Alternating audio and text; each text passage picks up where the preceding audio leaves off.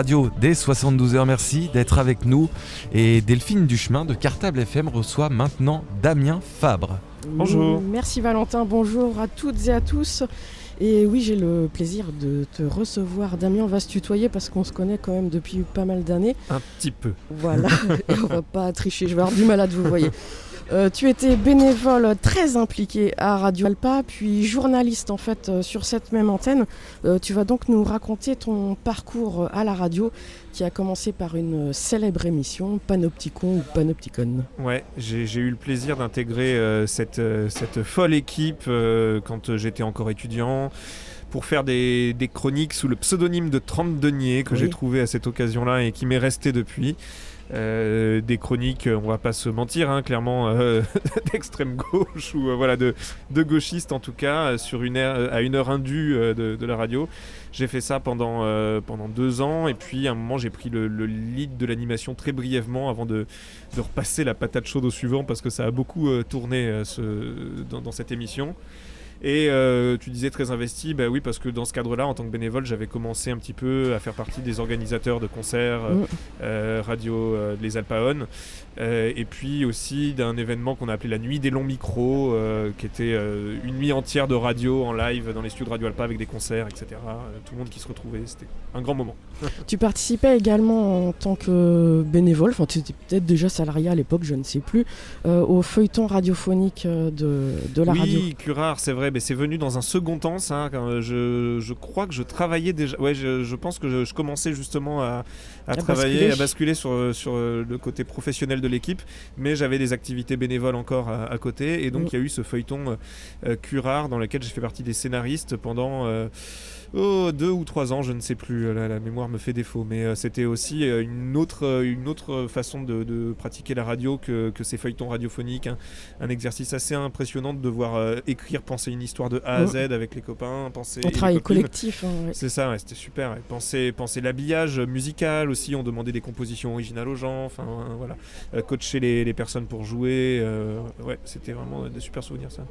Et puis après, tu es passé donc salarié, en fait, d'abord sous un contrat service civique en 2012. Ouais, sur l'animation. Pour animer donc une émission, et ensuite tu as basculé sur encore une autre émission pour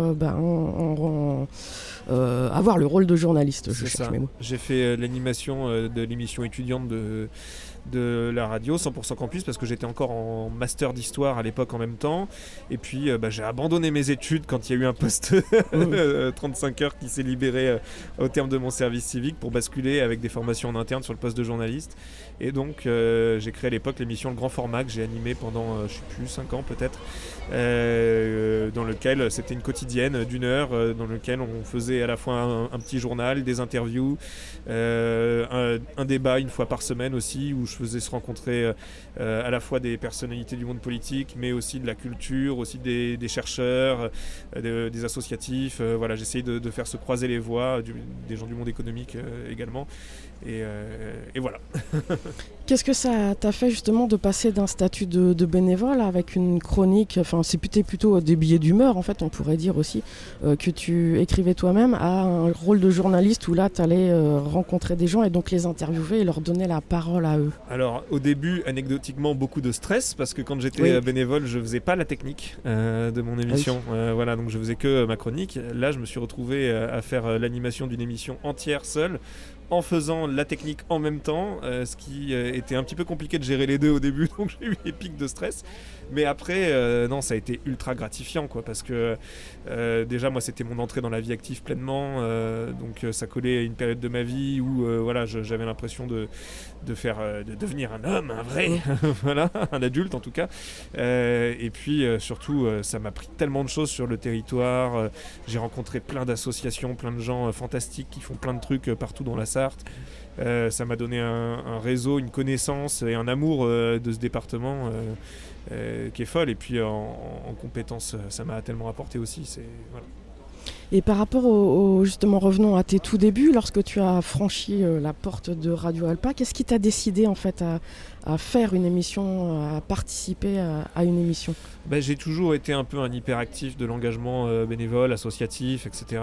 Et puis voilà, j'ai juste vu qu'il y avait une émission qui était faite par des gens que je connaissais un petit peu, qui était super cool, qui passait du punk, qui passait du hardcore, qui passait des musiques électro alternatives, des trucs assez chouettes, quoi. Et puis qui avait un ton politiquement qui me plaisait bien. Donc voilà, moi comme j'aimais bien multiplier les engagements, j'avais une associativité aiguë à l'époque. Je me suis pas trop posé de questions, à vrai dire. Est-ce que justement ce que tu relèves là sur le fait que la radio associative soit engagée, est-ce que tu aurais pu réaliser cette émission ou franchir la porte d'une autre radio qui n'était peut-être pas associative?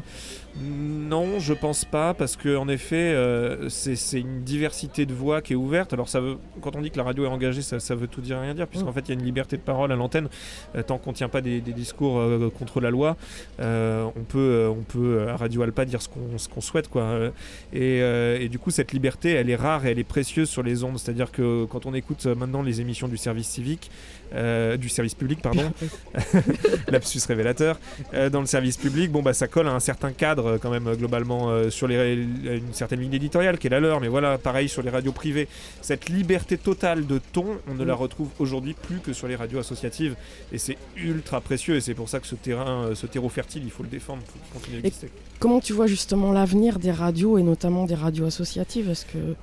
les radios associatives, elles ont toujours été sur une économie de l'ultra précarité, et je crains que ce ne soit pas destiné pour changer, mais je pense qu'elles continueront d'exister malgré tout, comme elles ont toujours su le faire, avec beaucoup de dévouement, beaucoup de passion, beaucoup de bouts de ficelle aussi, mais beaucoup d'énergie, et je pense qu'elles continueront d'exister, ça je me fais pas trop de soucis. Moi je suis plus un peu énervé chaque fois sur cette histoire de numérique terrestre qu'on est en train de développer. DAB+. Voilà, le DAB+, qui pour moi est quelque chose d'assez inutile et qui va à l'encontre pour moi du rôle de la radio et de sa plus-value actuelle dans notre diversité des médias, parce que c'est vrai qu'on a des médias qui sont dans le tout numérique partout, on a des médias qui sont à haute valeur technologique ajoutée, comme ce qui se passe sur YouTube, sur les réseaux sociaux, et c'est génial. Moi je suis pas du tout un technophobe, je trouve ça super qu'on ait toute cette diversité là, mais on a aussi besoin par contraste d'avoir une forme d'analogie, d'avoir ce grésillement, d'avoir des technologies peut-être plus rudimentaires mais plus fiables aussi, qui peuvent fonctionner aussi en toutes circonstances, voilà. Et je suis assez triste de ce basculement de la radio, hein, voilà. Alors pour le moment, précisons que la bande FM devrait encore survivre quelques années. Jusqu'à quand? Ouais, mais mystère. Ça, jusque quand, voilà, hein, c'est toujours le truc du pied dans la porte, hein. Quand on commence à basculer sur une autre technologie, c'est pas fait pour faire une marche arrière, et l'ancienne technologie est vouée à disparaître à moyenne échelle, c'est clair. Tu as dans ta vie, tu parlais en fait de ce que a pu t'apporter la radio dans ta vie personnelle et professionnelle.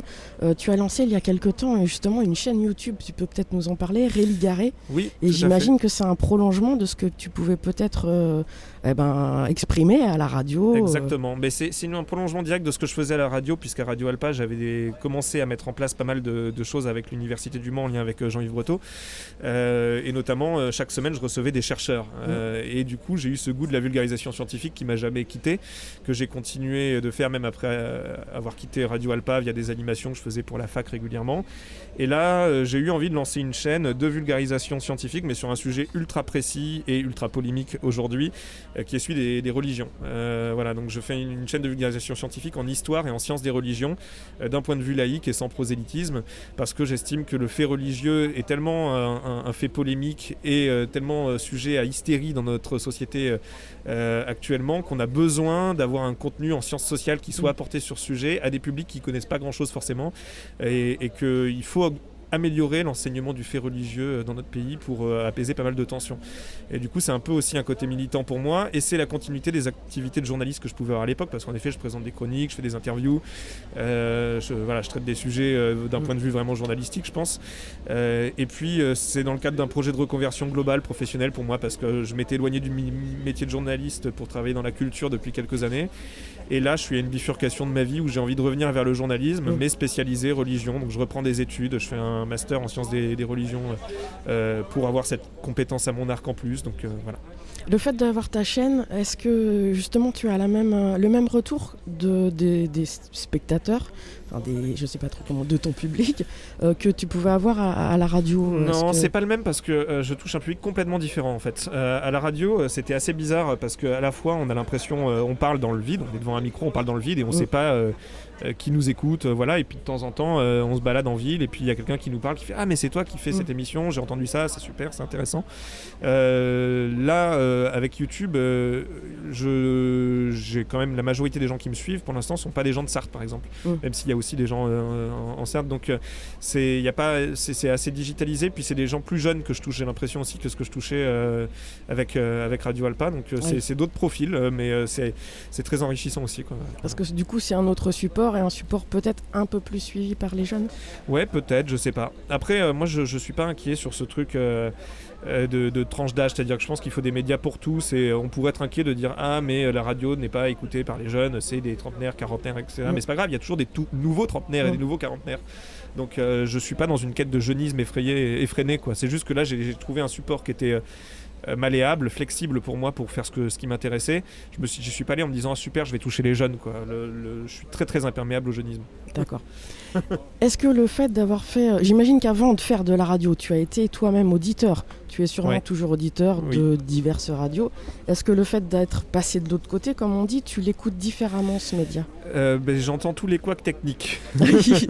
C'est-à-dire que quand même y compris quand on est sur des radios très très pro, très professionnelles, nationales, etc. D'un coup, il y a quelqu'un qui a son micro qui coupe ou le micro qui est ouvert à un moment où il faut pas, ou même quand ça dure une demi-seconde, la plupart des gens, je pense qu'ils entendent pas. Moi directement, je le capte et voilà. Mais sinon, non, j'arrive encore à me laisser porter par quand le propos est là, par le fond du propos, par le lyrisme, par la narration que peut apporter par ce côté susurré dans les oreilles. Et est-ce qu'on aura le plaisir de t'entendre à nouveau sur des ondes hertziennes? Eh ben, écoute, je ne sais pas de quoi sera fait mon avenir professionnel puisque j'ai le chic de bifurquer en permanence, donc je peux pas dire non. Pour l'instant, à court échéance, c'est pas le projet puisque je me concentre sur le développement de ma chaîne YouTube et puis sur ma reprise d'études. Et puis j'ai plus envie de me tourner vers des médias écrits, vers l'avenir, proposer des piges en sciences des religions sur les questions religieuses à des médias écrits. Mais on ne sait jamais de quoi l'avenir sera fait. Damien Fabre de Radio Alpa, merci beaucoup pour ton témoignage. Merci beaucoup Delphine. Et puis on espère te retrouver bientôt, donc comme je le disais, sur des ondes hertziennes ou sinon ailleurs. C'est toujours un plaisir, cela dit, de parler à la radio. Sur le net. Ouais, merci. Merci, c'était donc cette interview dans le cadre des 72 heures de la radio. Merci Valentin. beaucoup à tous les deux, des portraits toujours très intéressants depuis le début de cette matinée. On s'écoute un peu de ABBA et on se retrouve juste après.